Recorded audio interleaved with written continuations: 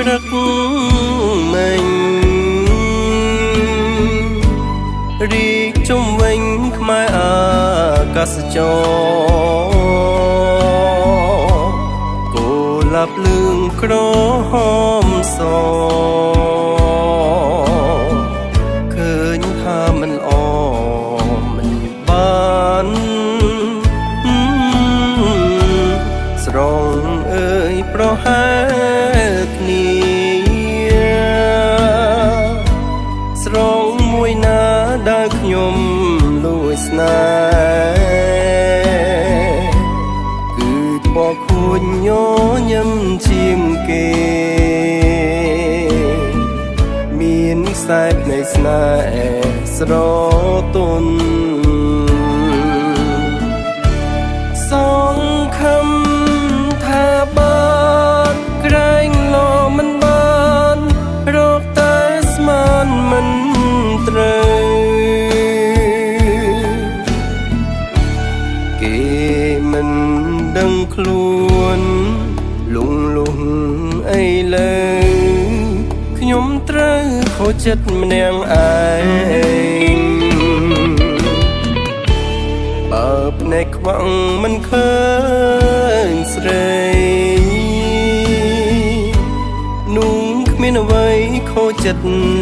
សង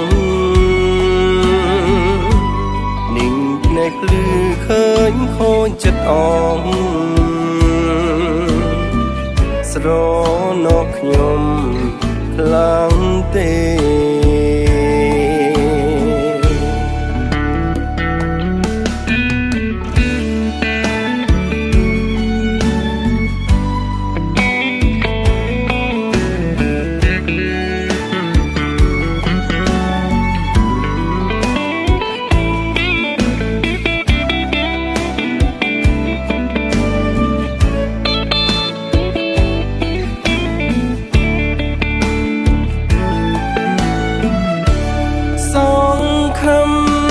ថាបា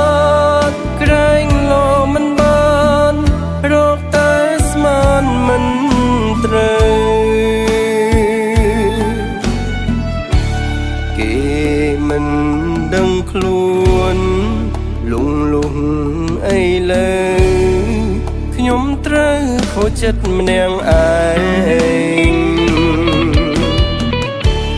បើភ្នែកខ្វាំងមិនឃើញស្រីនោះគ្មានអ្វីខូចចិត្តសងនិងភ្នែកភ្លឺឃើញខូចចិត្តអងស្រណោះខ្ញុំខ្លាំង